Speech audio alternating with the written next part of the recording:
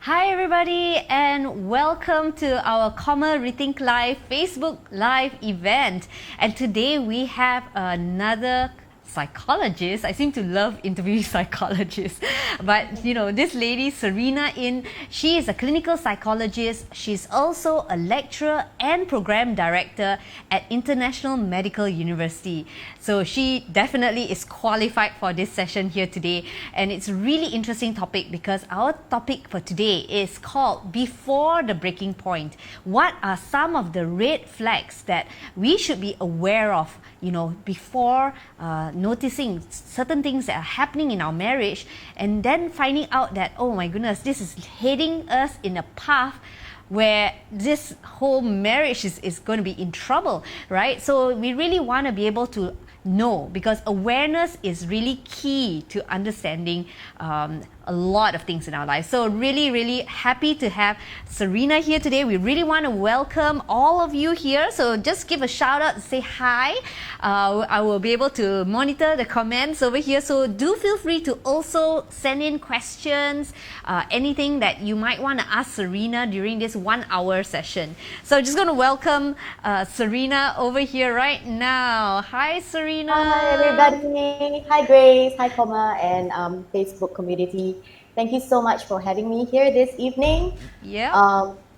It's during this MCO time in Malaysia, right here, right now. It's every human interaction is so important. Yeah, That's really. So true. So I'm just very happy that we got to do this today, because Grace, we've tried to make this happen for a while, and That's right. I'm glad we're making it happen today. Yes, me too. Because I do think that this is such an important topic, actually. It seems like such a fundamental thing, but it's really, really crucial kind of topic.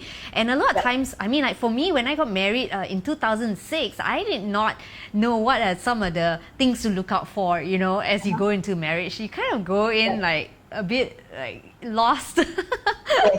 Even though I had gone through premarital counseling as well. So Exactly. that's some of the things, for me, I felt that was definitely something I feel that it's a useful, much needed conversation that we're going to have today. Exactly. And I love these conversations. So in my work, I'm a clinical psychologist. I was trained to deal with a large spectrum of individuals, from the very, very mentally healthy to those who have more serious mental health challenges, which I'll explain a little bit more towards the end of this session. So I see a large part of the people that come in for help are individuals, but I also see a lot of couples and not as many families, although I wish more would come for help. But the couple work that I do, the couples I see range from dating couples, and then some for in their engagement period. So they're coming in for premarital counseling, and they do an assessment, and then we really talk about it. So that's a really, really important time. And I always affirm all people who come in for help that they're doing the right thing. It's really an investment in their future, their present and their future. And then I think married couples, some newly married, they're adjusting in their first 2 years of marriage, a lot to work out. But I also see couples who've been married for 10 years and more. So how many couples have you seen in your career, your lifetime of career? No, I don't think I can really disclose that. But the ratio I was trying to recall is more individuals coming for help, as opposed to couples. But interesting. I would say this area of relationships and marriage is so close to my heart that if, let's say, all my client cases were just couples, I would also be very happy in that sense. So seeing couples wanting to come in to work out their relationship issues in the room, and they're really having the real interaction, not like a fake and pretend kind of interaction. So I was saying the point of therapy is like we create a safe space for couples to really be themselves, and that's when I feel I come alive in that sense. I to a certain extent I feel like called to do this work. So I see a lot of individuals because they're the ones who come in for help. But couples work, I feel very strongly burdened for as well. And in fact, individual cases, many of the times the issues that they face actually are often rooted in relational issues. So that's a perspective to have. A lot of the psychological issues could be contributed from relational issues. So can you share with us, Serena, what are the top 3 reasons? I'll just go straight to the point. What are the top 3 reasons that marriages break up? Breakup, or maybe even breakup is a very big one. It's a big word. Maybe how the biggest troubles, challenges, the challenges. The most common problems people come in for seeking help, right, or they cry out for help is first one is communication issues. So the communication problems, they're not able to resolve their conflicts, all in the same category. They have difficulty, communicating peacefully, communicating effectively. Maybe some will say somebody is talking too much, but it's not helping. Or some couples, they're not talking at all. So anything related to communication issues and difficulty with conflict resolution.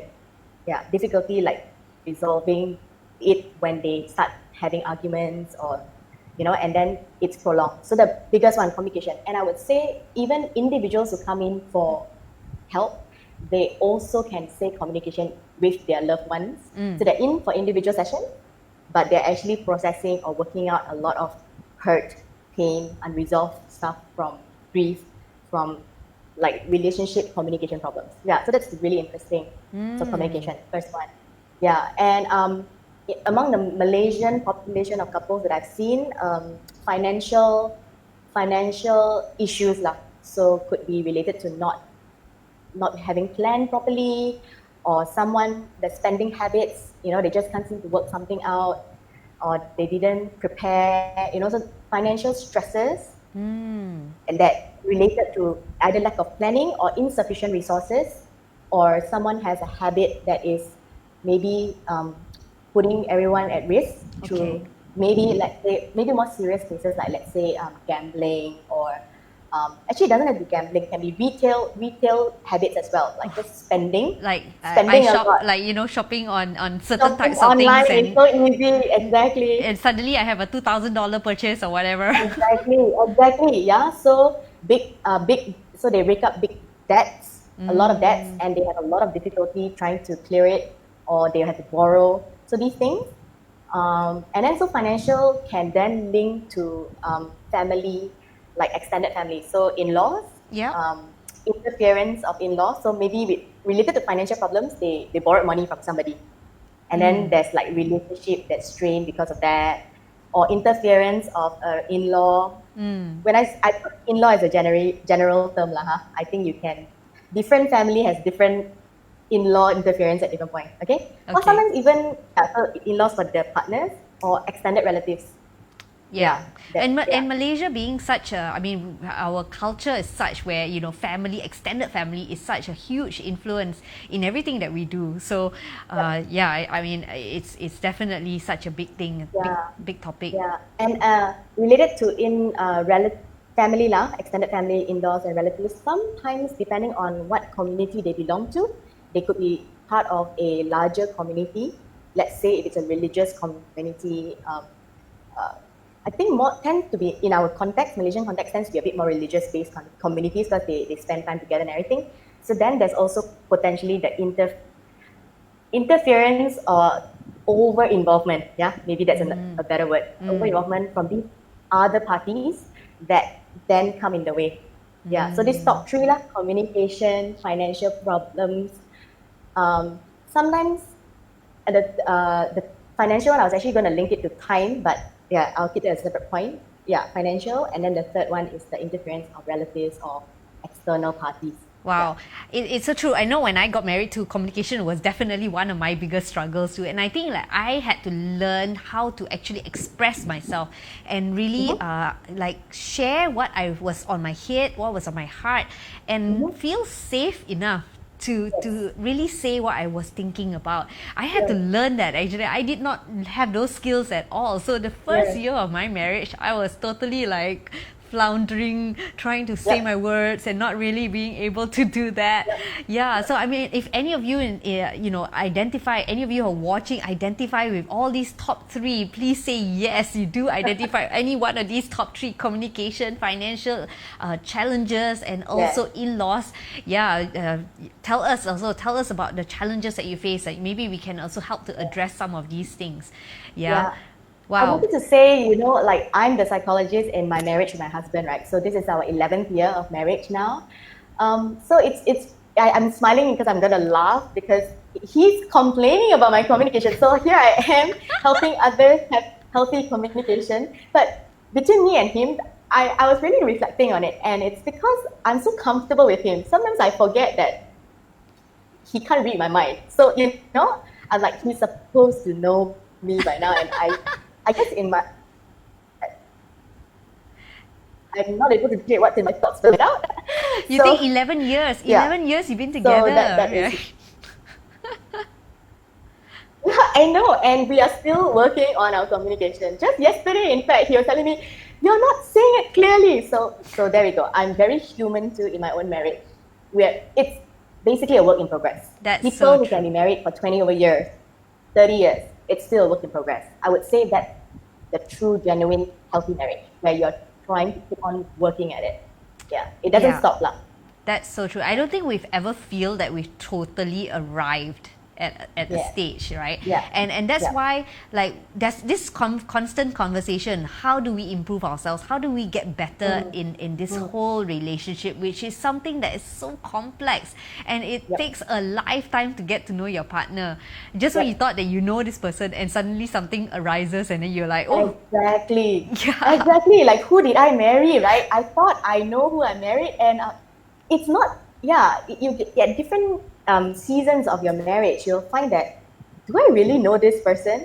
You know, because Yeah. two individuals are changing all the time. So as each individual changes and grows, hopefully there's growth and not stagnation, right?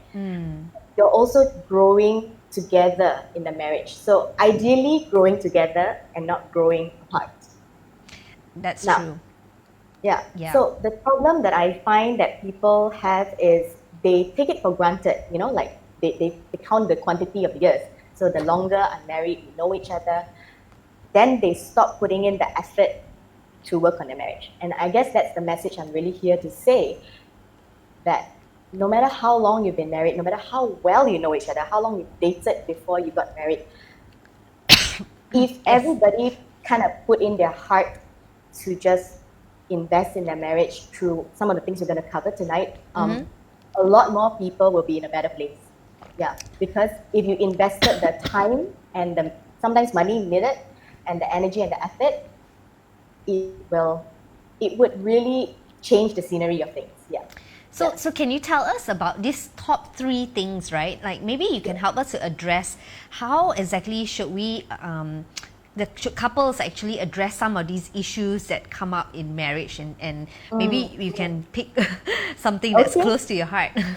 Okay, so perhaps we could start with communication. I think, there's tons and tons of literature out there, like books, right? So there's so much. I can't compress it all, but I would just give some very practical tips. Basically, relationship is founded on communication. It's the transaction that happens.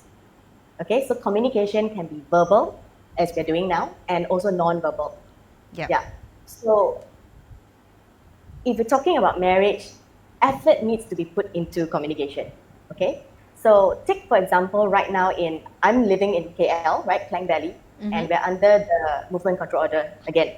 So we're all stuck at home, and we see a rise in arguments, people getting impatient because you're like, especially people who like to go out, they're really stuck with each other. Yes. So it can be really suffering if you are stuck with someone you're not very happy to be with, or you can't stand each other's space, that kind of thing. Yeah, so it can be that, or it can also be a perfect time to really work out the communication part.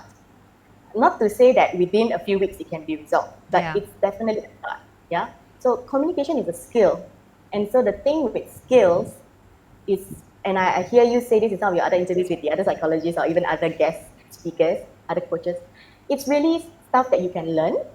That's a great part, and stuff that you need to unlearn. So communication patterns that we may have used in our childhood, in our single years, but when you come into a marriage where you are really trying to work out your two become one lives, right? You really have to find a way to get through to each other. And getting through to each other does not mean shouting or like the louder, although shouting happens when we're really, our guard is down, we're impatient, we're frustrated, we're tired. Yeah, it's real. But during this MCO time, like I would say, it depends on the state of the marriage. There could really be a lot more arguments, or it could really also be an opportunity for a lot of couples to really take the time. So how right? So the next question is, how is it going to happen? Yeah. You have to start somewhere. Yeah. So every couple is at a different place. And if you are not even, if let's say all your conversations is about like day-to-day stuff. Very functional. And is that what is enough for you? So again, every couple has different goals, I would say. Yeah. But if you're talking about thriving, healthy, happy, satisfied marriages, right?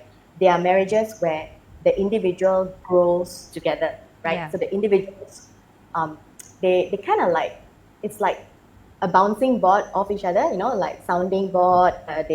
They bounce off ideas. They're able to really talk with each other, not talk at each other, but talking with. And communication is really two ways. Yes. So it doesn't matter if one person is the more talkative one and one is the quieter one, but both parties must feel heard. So now, listening is actually the key to good communication, not the talking. It's actually the listening. That's so good. It's so good. It's so true. It's like we have to learn how to listen more than we talk, actually. Exactly. And I will be really full disclosure. I'm just going to be real with all of you. I do listening as a big part of my work, right? It's part of my profession. It's what I'm trained to do. Me, the profession. No, sorry, me, my professional life. In my personal life, sometimes I am tired, my guard is down, I'm human. So listening is hard work. It really is very hard work. It's true. I would actually say between my husband and I, he's the more natural listener. Interestingly, he's not the mental health professional. Yeah. It's interesting that you brought up the word natural listener, because I always thought I'm not a natural listener as well. I really have to focus and pay attention to really like what's being said, and then look at the body language and feel like, okay, what is this person trying to communicate with me? And it's really, as you say, a learned skill. Yes. Like the more you do it, the better you get. Exactly. And listening does not mean you are on your phone and you are like, No, listening literally is you put every distraction down. You're really giving full attention. Yeah. And so, like I said, my husband's a natural listener, and I learned so much from him actually in our marriage dynamics, And then I tell him, you know what, I should just be a psychologist in our marriage. Then I'll be better listener. And so we laugh about it, So, anyway, back to that. So, okay, practically speaking, how are we going to do this, right? So, if you're talking about trying it out on your own, you try it. It's a trial and error in that sense. Yeah. Of course, you can watch like videos, you can read books, or you can take courses. Really, there's people who do take courses on communication skills and stuff. But just try listening. If you try to listen and hear what the other person is saying, you acknowledge them, that really does so much for the marriage already. It provides such a safe space.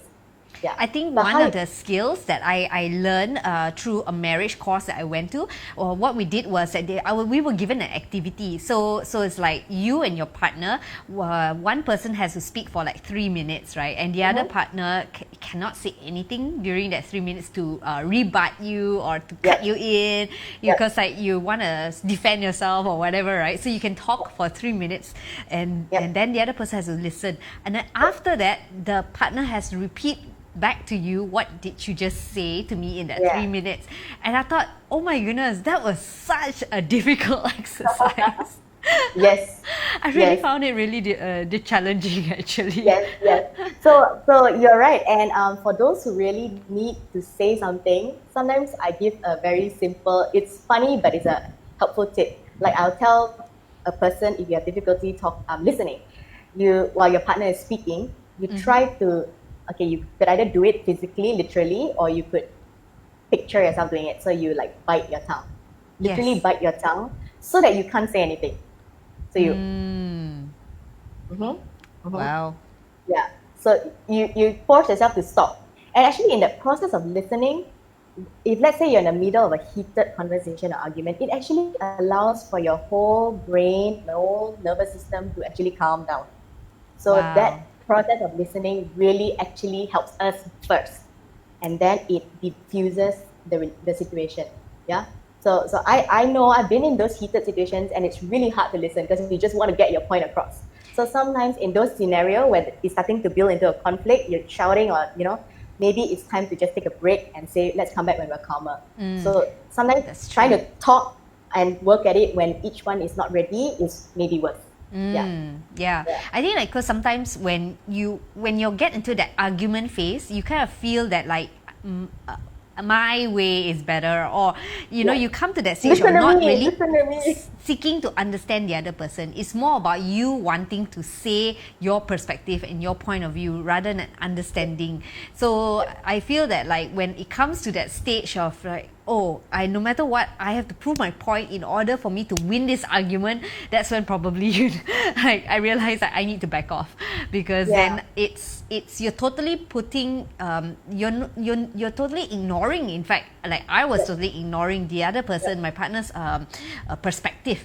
So giving each other that space when we can come back and talk about these issues, and when we are much calmer, like that. Everyone's emotions a little bit more relaxed, like we're more kind to one another with the words that we say. All of that really helps me a lot. And just adding on to what you said, is so true, like, you know, trying to get your point across, because you want to be heard, and all of us want to be heard at certain times. But if, let's say, one party always wants to win, right, you may win the argument, but the marriage doesn't win.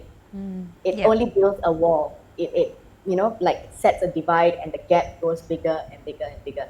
So if you come together in terms of communication, your goal is really, how can we get each other better? So you may, some couples, they were like lovers, you know, like childhood sweethearts, or they knew each other from college, university. So they thought they really know each other so well. But do you know that those are the couples, if they let their guard down, they can also start to break down. So it doesn't matter. It's not the quantity of years that you've been together, but it's the amount of effort and time that you spend to really try to work at your communication in every season that you go through. And every marriage goes through different seasons, right? So those, when you start having babies, right? Babies, and then they also grow into toddlers, and they also grow into young children, middle school, secondary school. They all have different needs. And this is also another challenge. If the focus is so much on the children during those years, the marriage then becomes starved. So the communication, if you didn't continue to work at it, right, the marriage really starves and starves. So you really got to kind of think of the marriage like a tree in that sense. Wow. It really needs watering. Wow, that's so good. Nurturing. Yes. Sunlight. It needs sunlight. It needs, like, you know, like air. It needs a lot of ingredients regularly, isn't it? You deprive it, you ignore it, neglect it, it will die. So even the people who look most in love ever, nothing is more secure and stable than that regular, continuous effort at working at the marriage. That's so good. Yes. So when I counsel couples coming in for premarital counseling, I'm very firm with them. In fact, I love to work with couples at that stage, because I actually really prep them for the reality, and I will suss them out, and I'll say, are you really sure this is the right time? Are you ready? And some people can call it unfortunate, but in my work in premarital counseling, I've actually discouraged some couples from getting married. But actually, I didn't even have to really say it out loud. Through our sessions together, they can come to see that some were getting into marriage for the wrong reasons, for pressure, or, you know, family pressure, or like they wanted to just be married, different reasons. And I'm so glad I managed to journey with some of them before they made a bad decision, a big wrong decision. And they part peacefully. So that's actually good. So I really say marriage is hard work. So if you're not prepared for it, don't get married. I know it sounds terrible that I'm saying like that, but it is really very important big decision.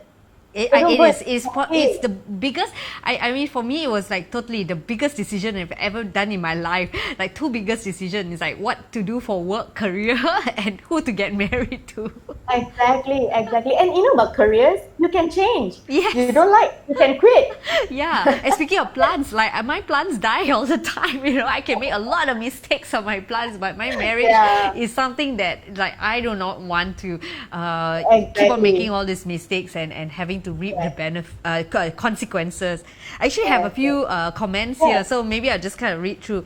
So hi to quite a few people online. Catherine says, listening empathetically. Yes, she's that's right, it's true. Exactly. And Divanya came online to say hi. And Ruben Lau has a question here. All right. Hi, Ruben. Okay, is there an issue with a couple who has never fought or had an escalated conflict in their relationship? Okay, so the question is there an issue with a couple who has never fought? Why is it commonly accepted advice to give to young couples in pre-marriage counseling to have your first fight before you're ready to consider marriage? Okay. Okay, so, and he's got 3 questions actually. You want me to read the third questions, or you want to address one by one maybe first? I address one by one. Yeah, we forget the first question after that. Yeah, that's right. I hope you're okay. Okay.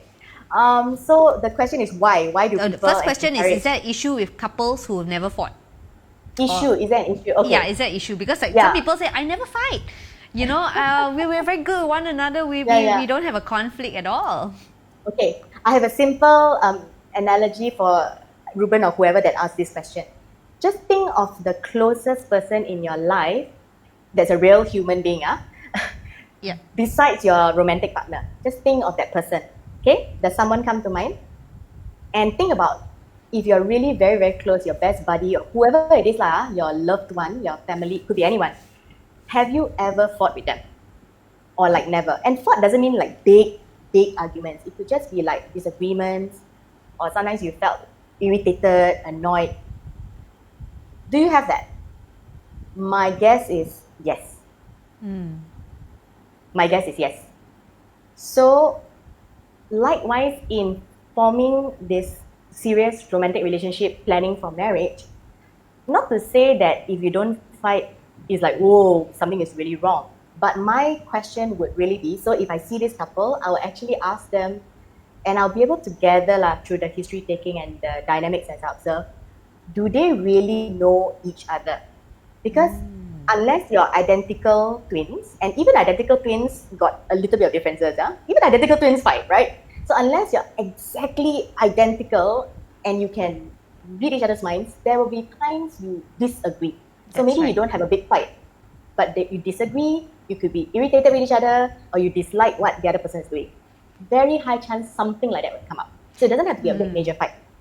But could it be because like maybe one couple is more of a peacemaker? You know, like some people they say like, I just want to keep the peace. I don't want to disagree with you. Even though inside they disagree, they're just not verbalizing it. Exactly. There you go. You hit the nail. That's the issue. Do you want to enter into marriage not really having addressed some of the real feelings? So I've also dealt with couples like that. They entered into marriage. They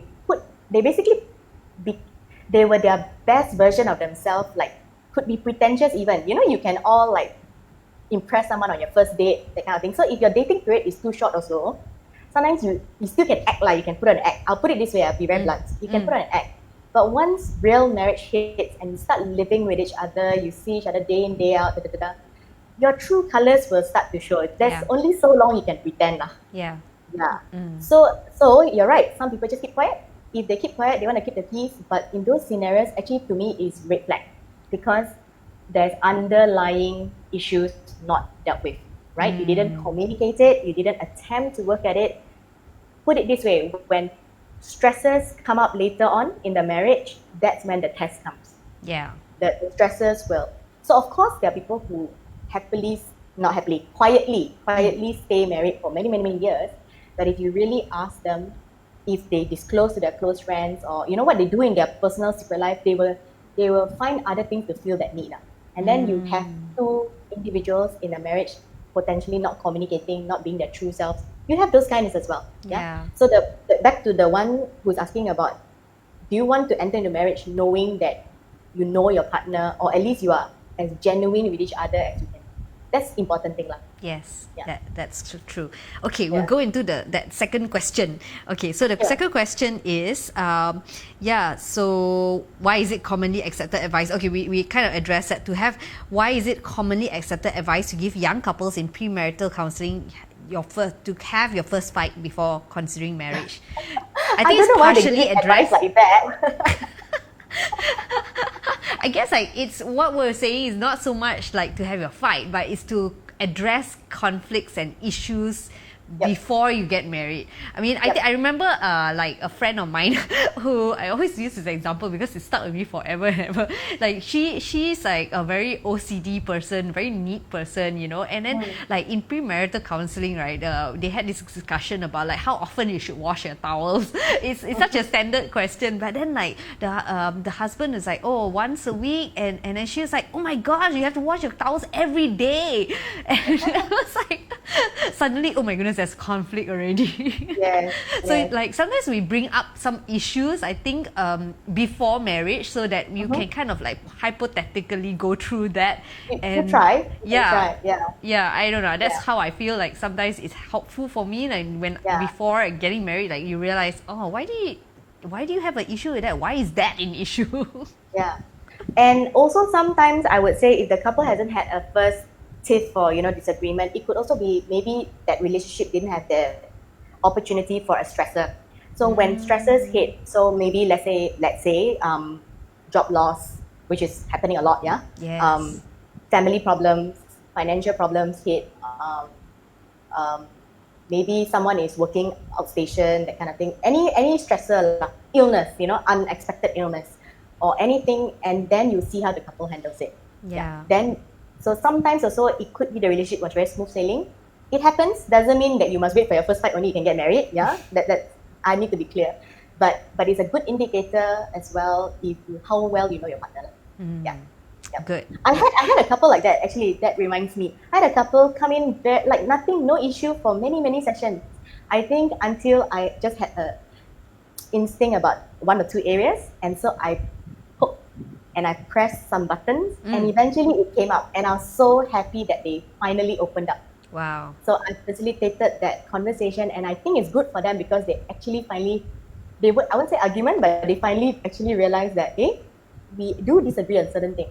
So that's also important. It's interesting you brought this up because it sounds like it's like almost a blind spot to the couple themselves. Like they may not even realize that it's really an issue actually, until you have that third party coming in, which is great, because then that's where like we talk about which is part of my questions later on actually, like why would you need to go for a counselor, or a psychologist and see somebody who is not related to the marriage to come in and have that bird's eye view of this. A different perspective. Okay, great. So, Ruben has that one more question here. So, why is it treated as abnormal for a couple to know how to de-escalate any issues faced, communicate effectively before it becomes a conflict? Okay, let me just try to understand this question. Why is it treated as abnormal for a couple to know how to de-escalate any issues faced, communicate effectively before it becomes a conflict? I'm trying to... Yeah, if I understand it correctly,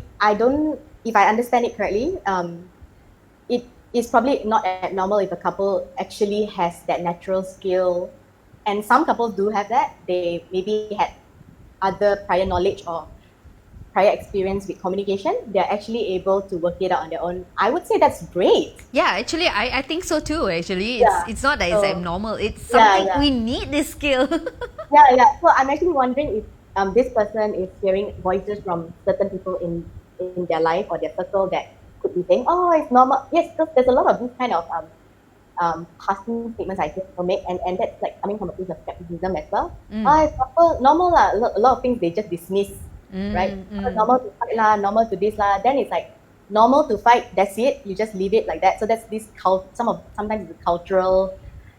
People just pass it off and say, it's alright lah. Everybody fights lah. No, okay, that's true. That's dismissive.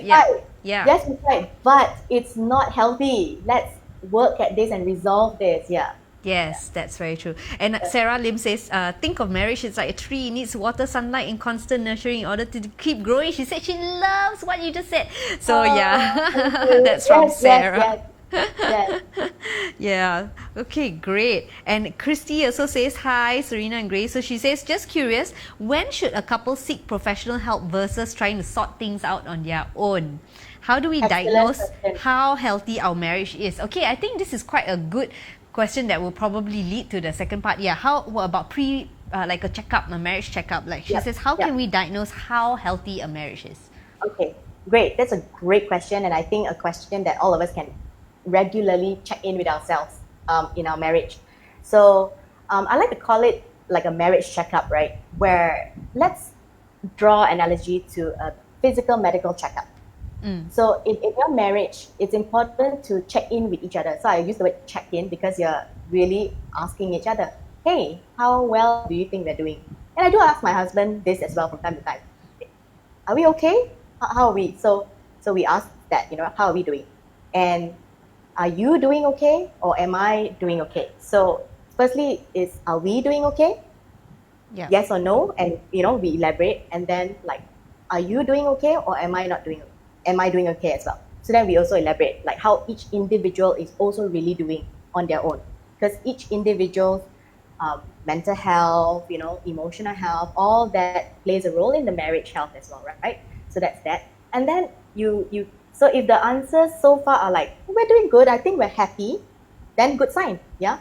But if the answers, and all this is with the assumption, the underlying assumption that this marriage has honesty, okay? Like you're really transparent with each other. I have met so many couples who tell me, they'll come to me one-on-one or say, hey, don't tell my husband, but I actually think, or don't tell my wife, but I actually think. I'm like, have you actually ever tried saying this to each other? Yeah. And they say, no, I don't dare. I was like, no, please. So I will urge them, find a way, have that conversation with each other because you really need to get through to each other. So that's the secret lah, where underlying is like actually someone is not feeling okay.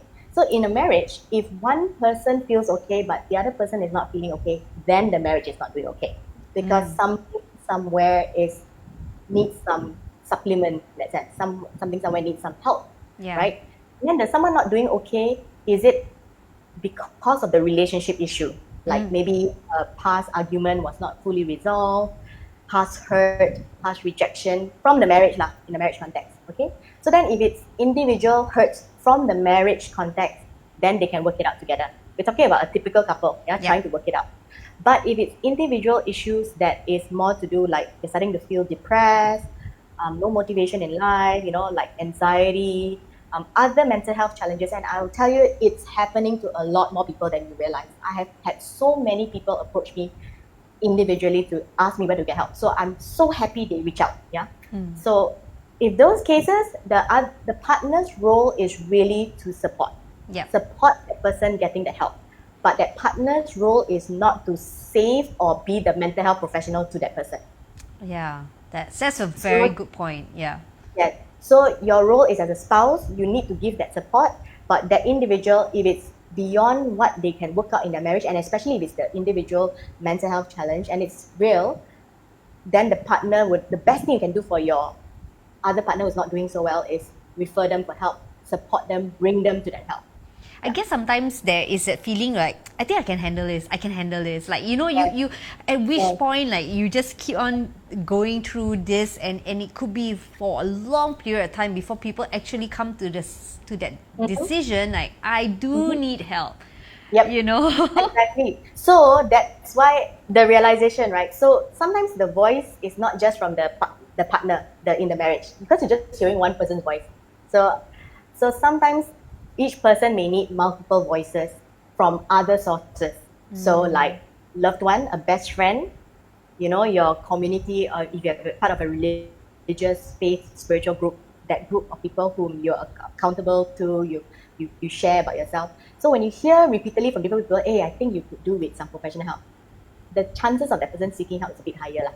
Chances are. But you're right. Some people, actually I would say the common issue in Malaysia, it's better now, I would say, but previously, and we're still working on it as a mental health profession, is the awareness about seeking help. It's just so hard to seek help. I teach psychology to students, and these are students who learn about psychology issues and all that stuff, and they themselves can sometimes also struggle to seek help. So it's a lot of creating awareness, encouragement, empowerment. So to everyone listening as well. Like, I think it's the feeling of like being vulnerable in front of somebody else.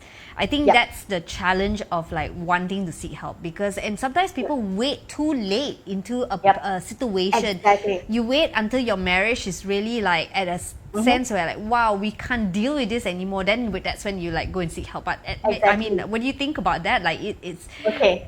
I love your questions, Grace. It is so true. Some couples have come in to seek help too late.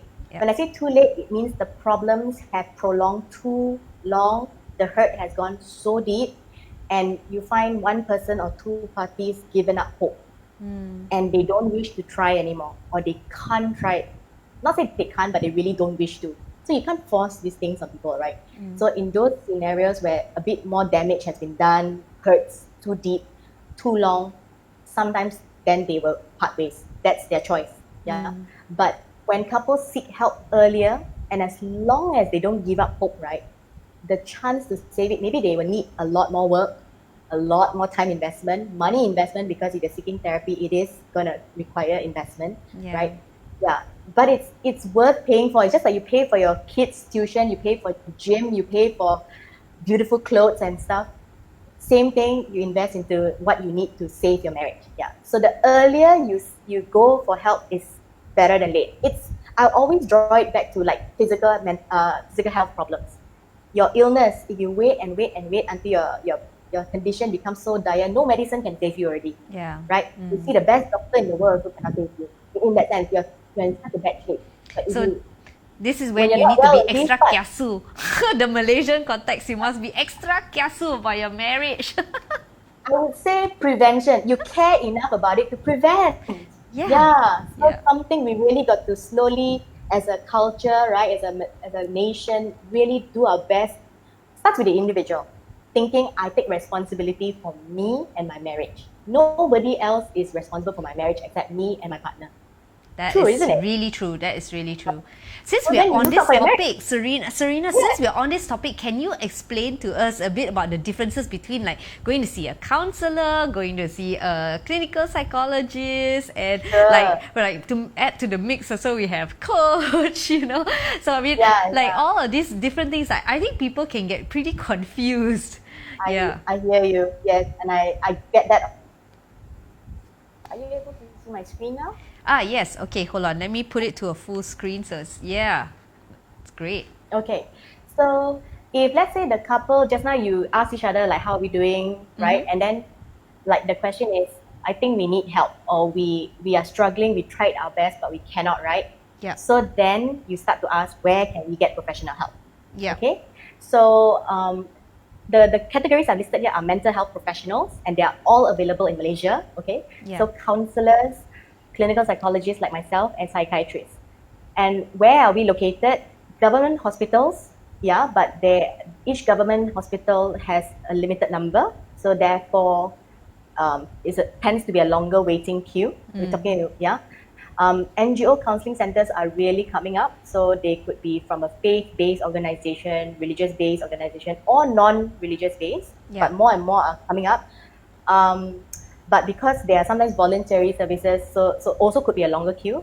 Then you have the private sector. So the private sector is really booming. It's really started by a lot of people, mental health professionals who are trying their best to provide more access to services. So they are based in private hospitals or even psychology counseling centers, which is where I'm at. I'm at private centers when I'm not lecturing.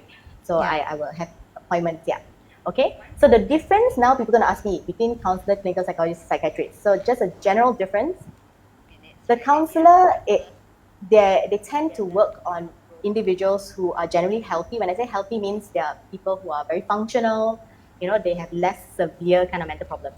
And so the counselor really helps the client to work on helping them come to decisions and solve. So actually, as a clinical psychologist, I'm trained to do counseling. So I do a lot of counseling as well. But the difference with my profession is I have additional training with the assessment component. And I also do a therapy intervention with the individuals with more serious mental illness conditions. So let's say couples coming in to seek help, they could go and see a counselor first for marital counseling. But if the counselor And we're talking about all the people who are like credible and legitimate. So people who are registered. Okay, so make sure you find some registration somewhere for a counselor or clinical psychologist. Okay, don't see someone who has none of these. We may come across people who are not credible. Yeah. So the counselor, if they are able to identify, okay, maybe between in the couple, one person could be dealing with very severe depression, and the counselor would then refer that person to see a clinical psychologist. Okay? Yeah. And then depending on how serious the condition is, if the person is very not functional, or maybe, for example, highly suicidal, or just really not able to function at work, their mental health condition has just overtaken their life, affected all their relationship, their studies, their work, then sometimes the clinical psychologist, as per necessary, we refer to a psychiatrist who is the medical doctor among the three of us, the three categories, who will then prescribe medication to be used in tandem with therapy, psychological therapy. Yeah. So not everyone necessarily needs to see a psychiatrist. Let's put it that way. Yeah. Very good. Yeah. Okay. So just a simple chart here. Clinical psychologists like myself, and there's many of us around, would be able to see like the healthy population, those who are starting to react. So couples who are struggling, not doing so well, is probably in the yellow zone. Yeah. But there are also couples who come in like very injured, very severe, dysfunctional already. So they maybe in the couple, one of them may need to refer to a psychiatrist. So psychiatrist generally deals with the more orange and red zone, very injured, very ill. Yeah. Yeah. Okay. Okay. So very good explanation. Just a hint about one more thing about couple marriage cases, though. Make sure the person you see has some training and experience with seeing couples, because not every mental health professional may be specially trained to deal with couples, which is a different approach than dealing with individuals. So just a note about that. Make sure you ask the person that you're going to see, do they have experience with couples? Very important. Couple work is different and more complicated actually than individuals. Yeah. Okay. Individuals already as it is are very complicated. Right. That's good. Yeah. Okay. Thanks, Serena, for sharing that, because it's really helpful to know, because I think a lot of times we don't really know who do we actually need to approach, or what kind of person who will be able to help us. And it's great because you have listed down the places where people can get help. Yeah. And I mean, like as a coach, sometimes I have friends or people asking me like, oh, so what's really the difference? And I mean, like for me, like, because coaches are not meant to deal with mental illnesses. We are not trained that way. Exactly like that's why you go and do a degree for so long and specialize in all this. Like for us, like for me anyway, I it's more of like helping couples who are really wanting to grow, and they are strong and healthy right now, and they want to get even better in where they are. That's like I would say like probably you can look at it like a performance coach or whatever, right? That you get better at where you are at. So I hope that has helped a lot of you to see. Okay, I've got like some other comments here. Farah says, checking in with your partner is akin to having a performance review at work. But in a more less threatening way. and definitely benefiting for very long term. Yes. Performance review with the consequence is not so stringent. Yes. And Ruben says again, if you want to know how the husband is doing, ask the wife. If you want to know how the wife is, ask the children. If you want to know how the family is doing, ask the maid. It's like, okay, good. My joke. friends are telling this. Okay, obviously it's really nice. Yeah. Okay, so definitely, if any of you online who's watching us here today, like you really find that there's certain issues that you're struggling, and I really like, Serena, what you said, that if one of us is not okay, that means actually it is not okay. Like I remember there were times when like my husband would share me, I've been feeling this way, and I'm like, we're fine. What's wrong? Like we're fine, what? And I'm just like thinking now, like it's just you get over it. It doesn't help at all to say things like that, because then you're just totally dismissing that person's feelings, And I love that, because and it just shows that it doesn't need to have two people not okay about something in order to really find some kind of help and assistance. Exactly. Yeah. And that's what I mean by seasons in a marriage, because different individuals could really go through different things. Really, one individual could go through job loss or just feeling depressed. And so the marriage goes through all sorts of challenges, right? You could have children and then parenting challenges. So many stresses. And if you don't regularly check in, how are you going to know how each other is doing? So that is so crucial. And if you tried all your usual resources, your buddies, or if you're the self-help kind of person, you try yourself first. But if you really cannot, actually just reaching out. And sometimes having support couples, if you have couple friends who are able to give you the right advice lah. And who are able to help. So actually all of you tuning in, I would say each of you are also responsible to look out for one another, as like a kampong, right? As a community. If you see a couple not doing well, we have to reach out to them and say, can I do anything for you? Can we be there for you? So it's not just looking out for ourselves, but also looking out for each other. That's right. But that can only happen if people are also real with each other, not putting on pretenses like, like Instagram looking so good, this family's perfect. Sometimes I make this comment to my husband. I say, if a couple or family puts up too much, I sometimes wonder what's happening in real life. Because there's so much time spent on this beautiful version of what's reality. I'm very curious. So I'll just wonder. And I think that we have been trained over the years, especially in this current generation anyway, to put up images of what looks like really the perfect family or the perfect images. It's all curated, but actually all you're seeing is really that snapshot of one time and one moment in time of this person's life, and it might be okay for that moment, it may not be okay the next moment.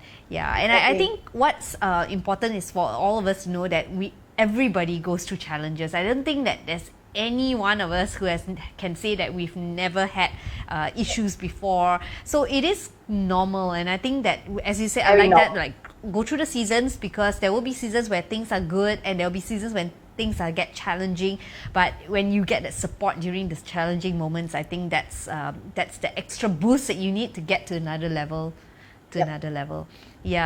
Wow. So Serena, do you have more, like, maybe because of time, like, can you share with us one or two more tips for our couples or people who are watching here today? Sure. So I don't know, when I attend any training, like 1 hour, and we're all so tired online, you forget so much. I just thought I would like to leave you all with this visual. This is my little whiteboard that my children use for fun. Hang on. Let me put it on full screen. Okay. So my drawing of an umbrella. So I put it as 3 values that I encourage, and I like to believe my marriage has these as well.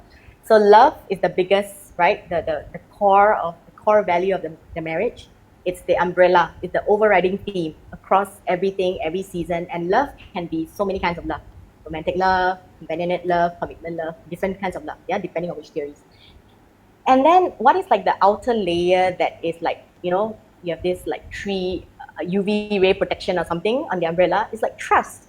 So the value of trust in that relationship, is it trusting? Do you trust each other so that whatever elements come your way, you still trust each other first? Like when accusations, or you're angry, you really found out something, or you saw your partner's worst side. And I can tell you, nothing, the saying about how marriage is a true eye-opener, right? It's so true. Until today, 11th year of marriage, I still have my eyes open about certain things. And I'm like, okay, but you know what?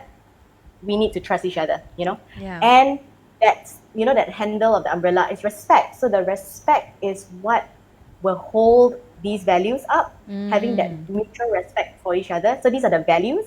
And I'd like to leave all of you with 4 A's of action steps that all of us can regularly practice in our marriage. Okay, of course, there are a lot of theories out there, but just 4. I just like to leave you all with 4 A's. The first one, accept.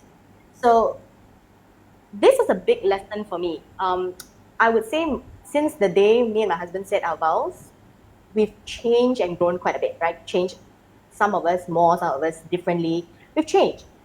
And it took certain incidents in our marriage where things were tough or really challenging for him to remind me that we said our wedding vows to accept each other, love each other, cherish each other for whoever we know each other to be on that day.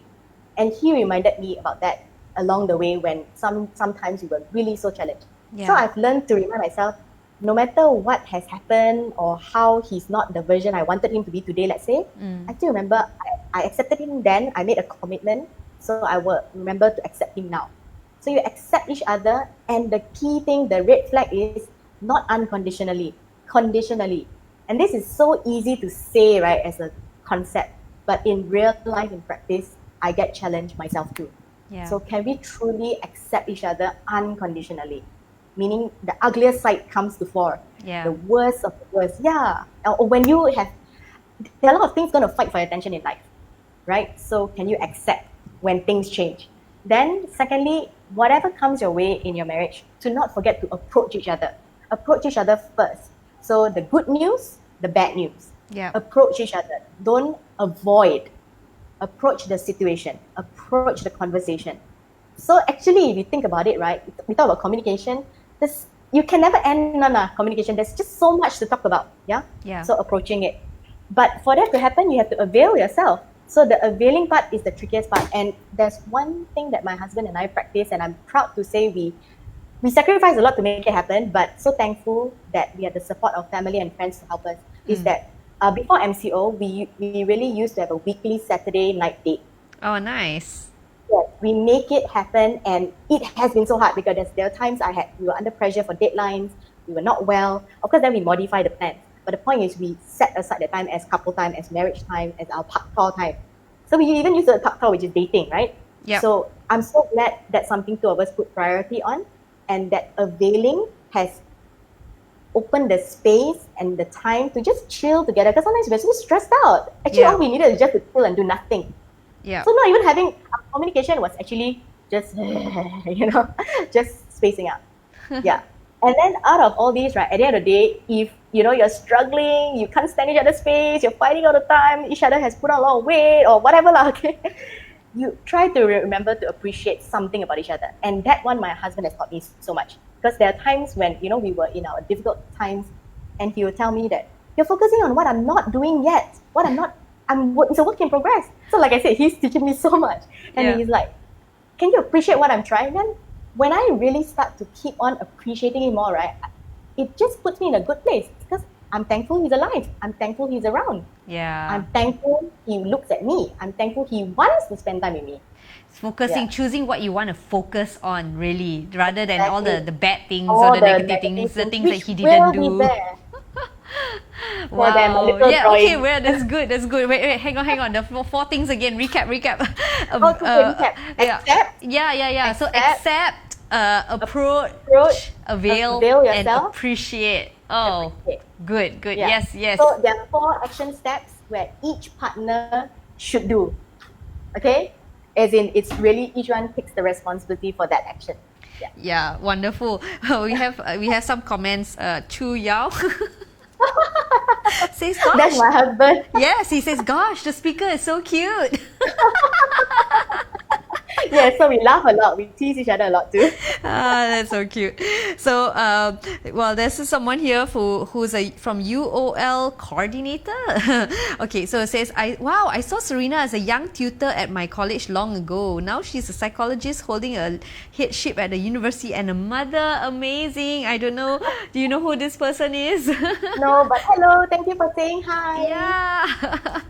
Yeah. So I think it's really, really awesome. I've learned a lot in this session together, and I think the one key thing that people need to remember is that nobody else is responsible for your marriage except yourself, and it's really between you and your husband. Like, you guys have to make this work, right? And nobody else can put in whatever words that they say. You still have to make that step to make things happen. Yeah. So I appreciate that, and just love the analogy about the tree. Like, we really need to nurture this, nurture the relationship, because if you don't pour in the right amount of water, the right amount of fertilizer, sunlight, and everything, and no, it's not gonna grow, and it's just gonna wither. So you need to keep on feeding. Check on it. Exactly. You don't check on it, it withers. Exactly. Yeah, don't check on it. It's true. I actually have to go and look at my plants every now and then to see whether it's dying or not. It's true. Yeah. Asking each other, right? Yeah, I think one thing I have done with my husband is like, we sometimes have a scale, because sometimes like, when you ask each other, how are you doing, and you hear the words like, I'm okay, it's like very generic, right? So like, what helps us is that we have a scale, like, oh, so 1 to 10, where are you at actually? It's like 10 being really good and 1 is really bad. So that actually helps put things a bit more better in perspective. Like, if he says 8, okay, it's closer to 10, I think it's not too bad. But if he says like, I'm pretty okay, but I'm at a 6, and I'm like, oh, okay, that's not so good. Yeah. So that helps me. Hopefully that will help some of the couples too. Yeah.